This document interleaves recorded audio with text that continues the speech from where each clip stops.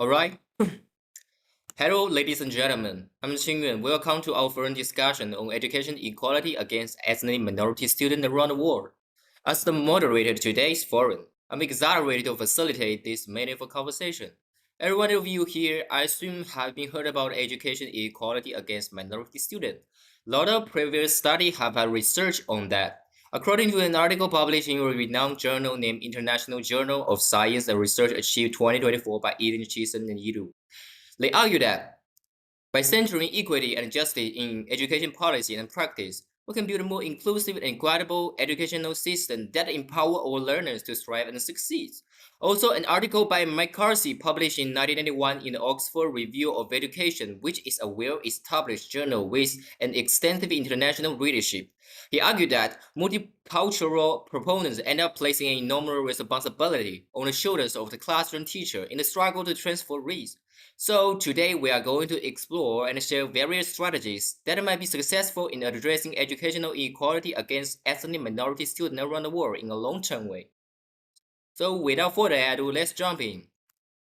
Today, our first panelist will be Ta Luning. Miss Luning, good afternoon. Good afternoon, everyone. I'm very glad to join the discussion. All right. Our second panelist will be Shen Yu. Miss Yu, good afternoon. Good afternoon, everyone. I'm panelist 2 Shen Yu. All right. Our third panelist will be Jiang Yutong. Miss Yutong, good afternoon. How are you doing? Good afternoon, Mr. Qing. Good afternoon, everyone. I'm very excited to be here today. All right. And last panelist will be Zhang Zihan. Miss Zihan, good afternoon. Everyone, I'm so happy to join this forum. Okay, all right, we are good to go. So let's move to our discussion part. So as we all know, that intervention the government and school can make is one of the most important process that could promote the education equality. So I would like to ask Ms. Lu Ning, what kind of intervention do you think could be implemented into the education? Thank you. Very interesting questions. And I do have some key interventions to discuss. First up, it is the goal-setting intervention. This intervention is all about setting clear written goals to help students improve academically. It is particularly focused on supporting underperforming ethnic minority students. For instance, in Schipper's 2015 articles in Power Communication, they find that using goal-setting interventions reduce the gender and ethnic minority achievement gap significantly. The results were pretty impressive. Improvement in academic performance ranged from 5% to 44%, and retention rates improved by 10% to 54%. After just 1 year, the ethnicity gap was notably reduced, and after 2 years, it was almost disappeared. Next, I want to talk about response to intervention, which is called RTI models.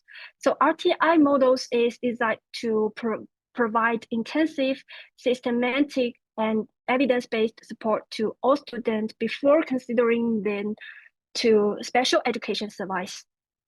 This helps address learning needs earlier and prevent minority students from being overrepresented in special education.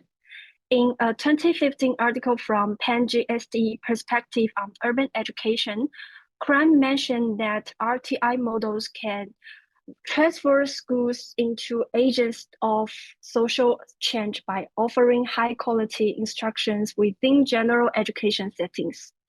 Additionally, in special education, frameworks like Fraser's social justice learns and Kleiner's conceptual frameworks help address the disproportionate representation of minority students. So these frameworks stress the need for equitable implementations of interventions across all students and schools.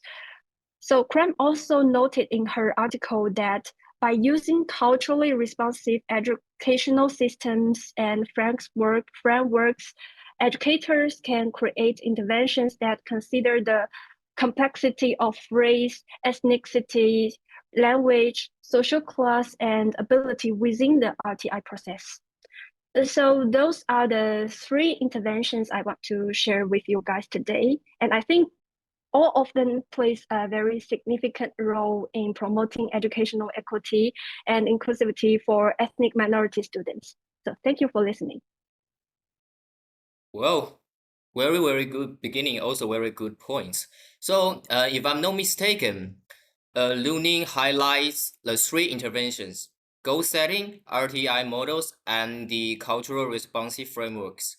And this strategy could reduce achievement gaps and prevent overrepresentation in special education, especially by providing systematic, supported, and equitable intervention within general educational settings. Very good points. So any of you have comment on that? I agree, and I have a few more things to add. I think allowing minority students to participate in some decision-making process is also important. Providing students with opportunities to express their opinions helps the development students sense of agency and belonging. Yeah, very good, Eddie. So let's move to our second question.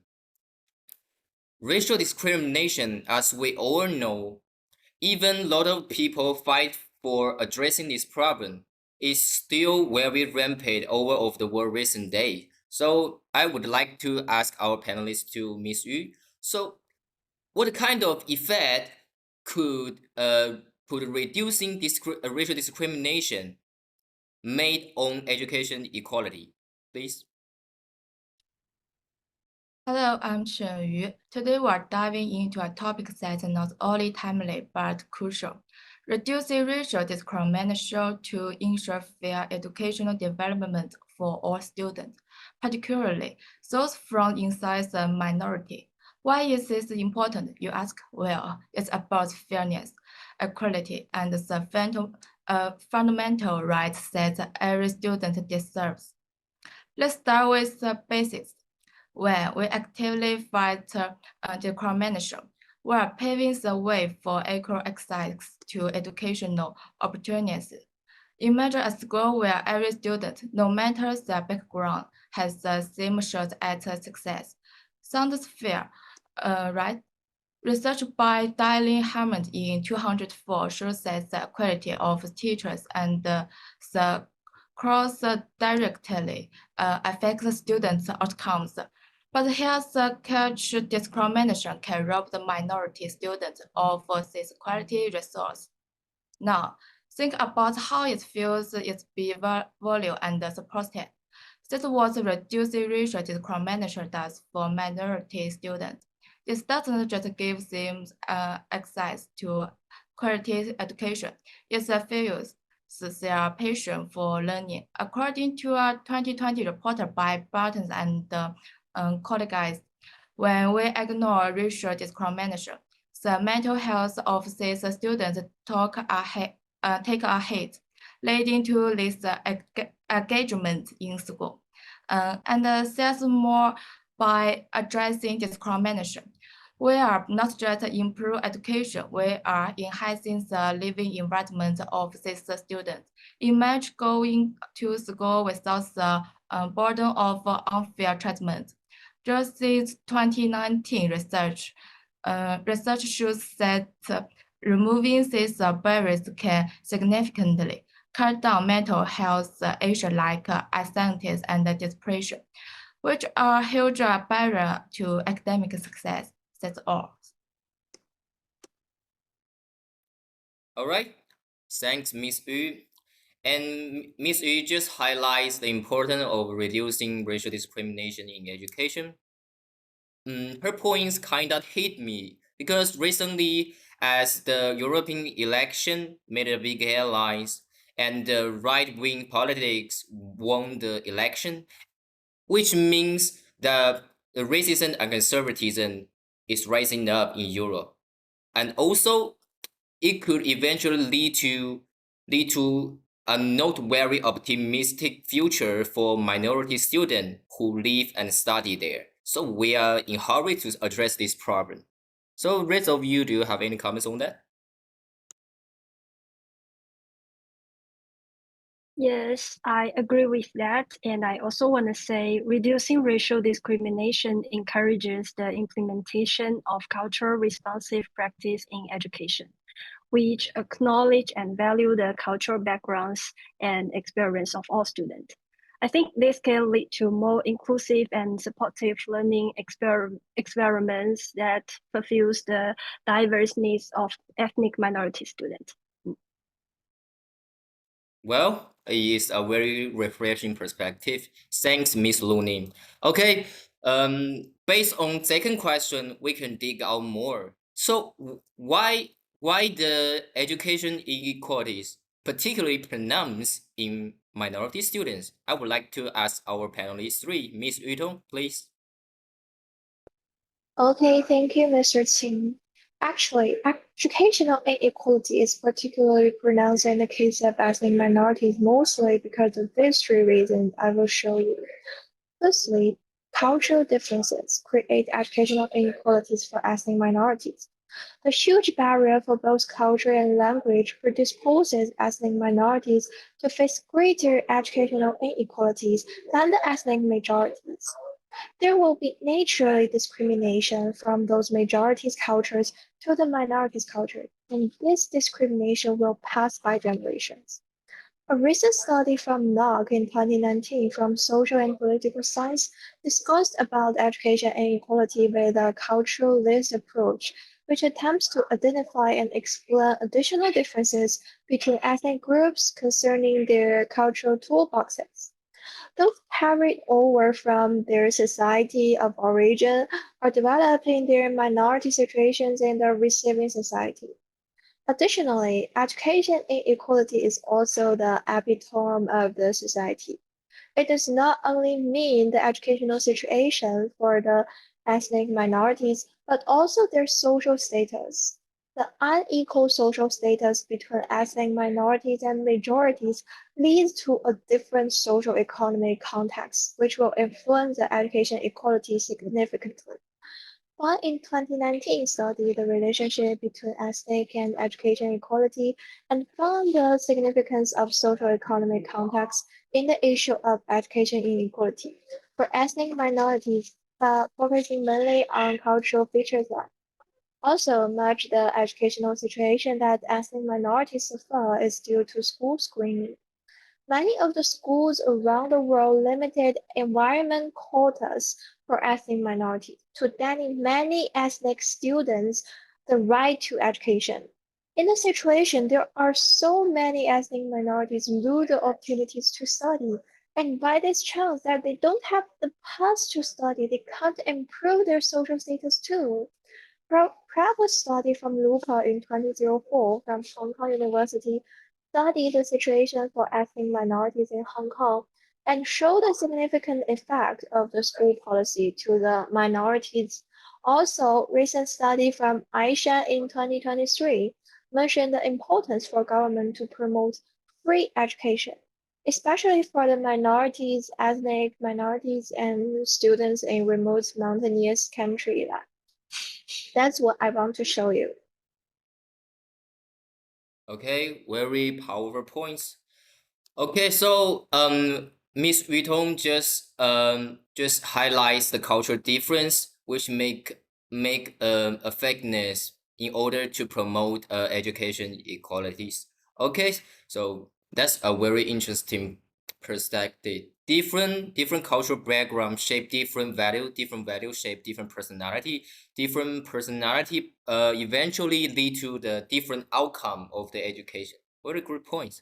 So, do you have any opinions on Miss Yutong's answer? For me, I cannot agree more with Ms. Yutong. But besides the 3 points mentioned above, I think the uneven distribution of resources is also one of the reasons. Schools in areas with ethnic minorities often lack resources and don't have enough teaching equipment and materials.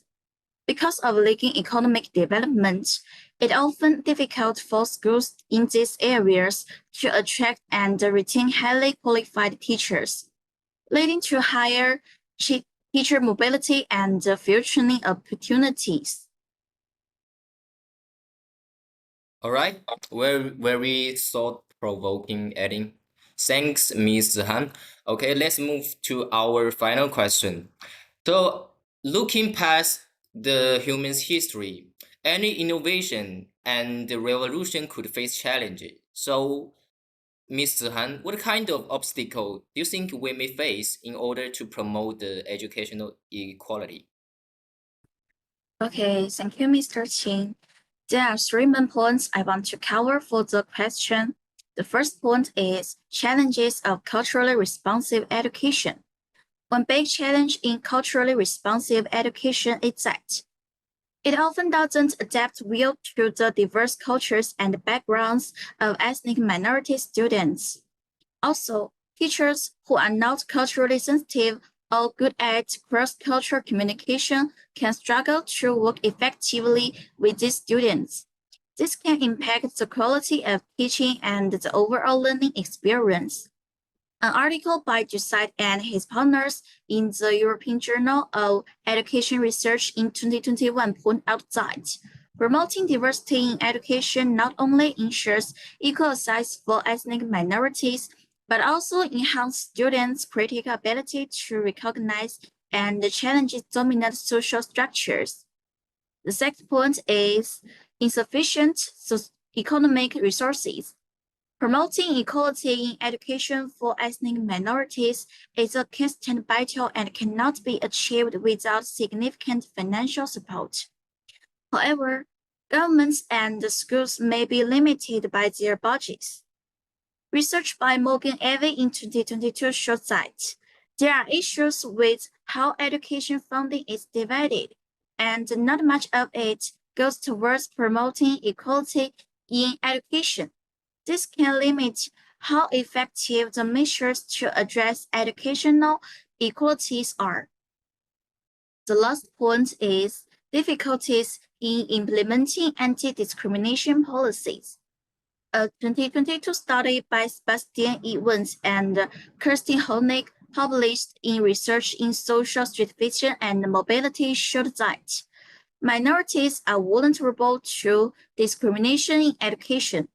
Implementing effective anti-discrimination policies requires proactive action by the government and educational institutions.